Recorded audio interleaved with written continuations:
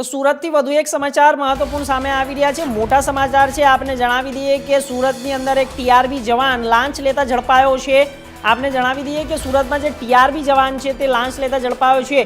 ફરિયાદી પાસેથી ટેમ્પો દીઠ ₹500ની લાંચ લેતા ઝડપાયો છે। એસીબીએ છટકું ગોઠવી લાંચ લેતા ટીઆરબી જવાનને ઝડપી પાડ્યો છે। મોટા સમાચાર છે। જ્યારે ટીઆરબીએ કુલ ₹15,000ની લાંચ લીધી છે। ટીઆરબી જવાનની ધરપકડ બીજો વોન્ટેડ છે અને આ સાથે તમામ લોકોને અત્યારે હાલ ફળફળાટ ફેલાઈ ગયો છે। જ્યારે સુરતમાં ટીઆરબી જવાનના લાંચ લેતા પકડાયો છે। ટેમ્પો દીઠ ₹500 માંગતો હતો અને એસીબીએ છટકું ગોઠવીને તેને પકડી પાડ્યો છે।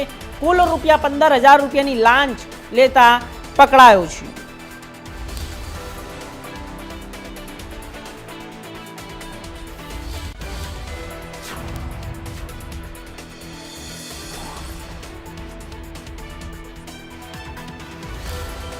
તો મહત્વપૂર્ણ સમાચાર છે, આપણે જણાવી દઈએ।